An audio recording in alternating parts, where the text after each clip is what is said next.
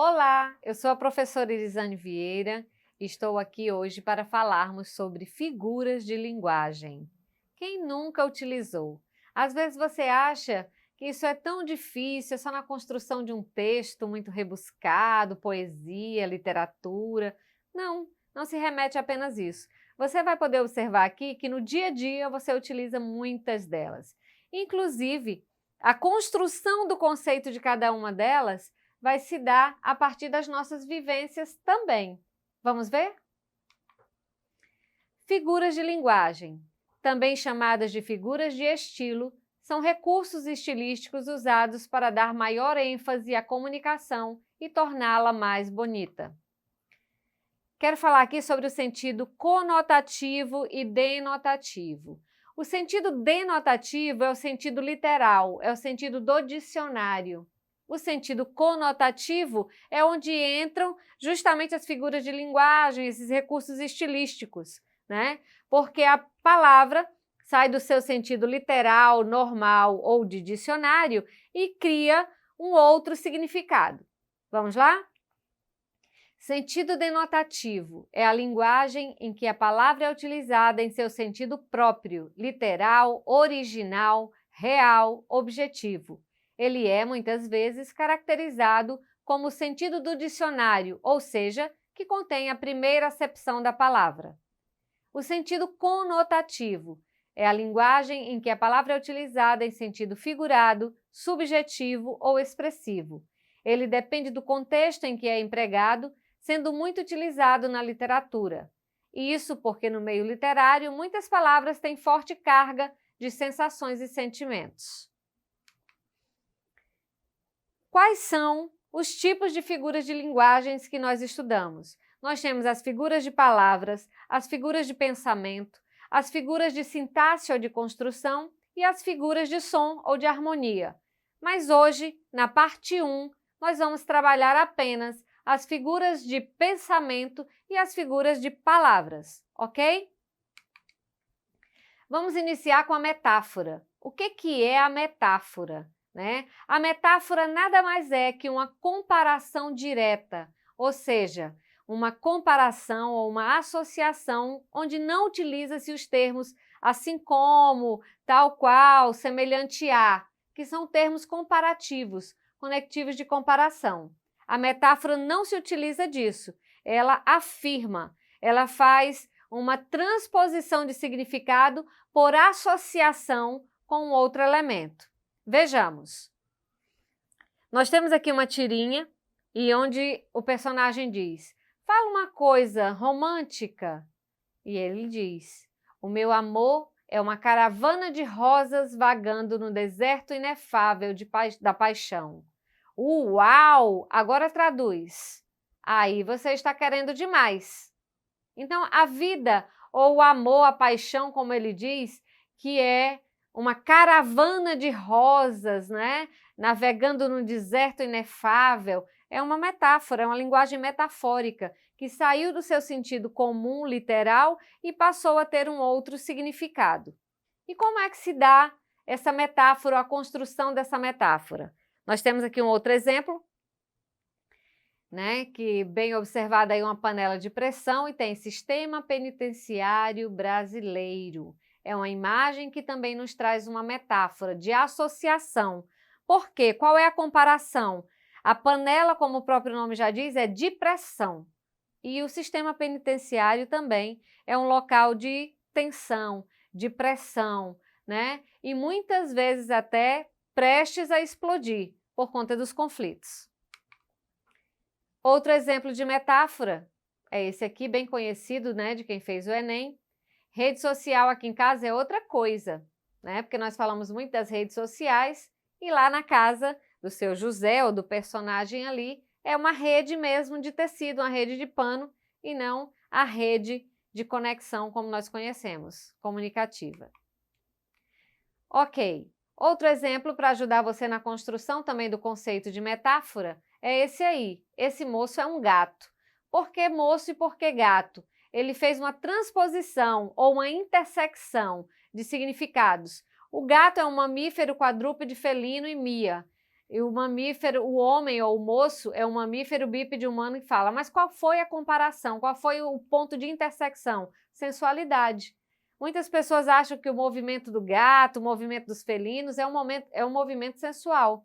Então ela fez essa comparação direta, ela criou esta metáfora. Agora nós vamos para a comparação, que difere da metáfora apenas por usar os conectivos que indicam essa comparação, como assim como, tal qual, semelhante a, como nós vemos aqui no exemplo. Acorda, Armando, você não sabe que o amor é como uma flor? Se não for regada e bem cuidada, ela murcha e morre. Hã? O amor é como o motor do carro, Armando. Se não trocar o óleo e não cuidar da mecânica, uma hora ele não funciona mais. Ah, entendi. Então aí, gente, vocês viram que ele utiliza o conectivo como, que é um conectivo de comparação. Simples, não? Metonímia. A metonímia é uma figura de linguagem mais complexa. Ela parece com a metáfora, porque ela também trabalha essa transposição de significado, mas é por algo próximo, não por algo distante, tá? Há uma ligação próxima nessa transposição de significados. Vamos ver aí. A metonímia como a metáfora consiste numa transposição de significado, ou seja, uma palavra que usualmente significa uma coisa passa a ser usada com outro significado. Todavia, a transposição de significados não é mais feita com base em traços de semelhança, como na metáfora. A metonímia explora sempre alguma relação lógica entre os termos. Não tinha teto que me abrigasse. Observem também que, além dessa transposição ou dessa relação lógica e próxima, a metonímia também trabalha com substituição. Vamos ver. Tipos de metonímia. Nós temos a substituição da parte pelo todo. Quando alguém pede alguém em casamento, ela não diz, eu quero pedir fulano de tal, eu quero pedir a mão. A mão. Ele não vai querer só a mão, né? Então, é a substituição da parte pelo todo. O autor pela obra. Adoro ler Camões. Ninguém lê Camões. Se lê o livro, se lê a obra. Então, a troca aí do autor pela obra. Do efeito pela causa, do contingente pelo conteúdo. Eu quero tratar isso aqui porque é do dia a dia. Me dá um copo d'água, né? O copo não é de água, o copo pode ser de alumínio, de vidro e tudo mais, mas isso é uma metonímia, ok? Do lugar pelo produto, do abstrato pelo concreto, do gênero pela espécie, do singular pelo plural ou vice-versa, e da matéria pelo objeto. E também, um exemplo, a criada enxuga as porcelanas. A criada enxuga o quê? A matéria, os objetos, que são de porcelana. Pegaram aí a substituição? Vamos lá. Tenho muitas cabeças de vaca na minha fazenda. Ninguém tem fazenda só de cabeças, mas aí é uma substituição da parte pelo todo. Outra metonímia. Eu já li Machado de Assis, agora quero devolvê-lo. Aí a mulher da biblioteca se assustou, né? Não entendeu a metonímia. Ele quer devolver a obra e não o Machado de Assis.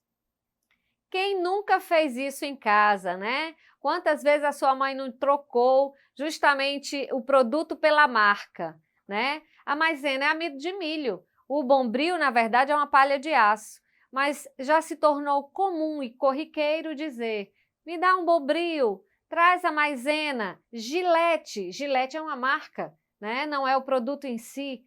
Então, isso também é metonímia. Vamos agora para a catacrese. A catacrese representa o emprego impróprio de uma palavra que não existe ou que não tem uma mais específica. O exemplo aí, embarcou há pouco no avião. Embarcou vem de barco, mas nós utilizamos para entrar ou adentrar no avião ou no carro, né? Porque não tem um termo mais específico para isso. E temos aí na charge uma bala correndo atrás de um senhor, né, e dizendo para ele, o senhor poderia me ajudar? Estou meio perdida. Porque o termo bala perdida, na verdade, é porque não tem um termo mais específico. e isso é uma catacrese. Existem outras que muita gente costuma utilizar, né? E eu coloquei aqui esses exemplos. Boca, né? A boca da garrafa. A garrafa tem boca, né? A perna da mesa, a árvore genealógica, a asa da xícara, porque não tem um termo mais específico, a boca do fogão, a bolacha do joelho, o braço da cadeira ou da carteira, braço de mar, cabeça ou dente de alho, maçã do rosto, peteca do olho, batata da perna, tudo isso são catacreses.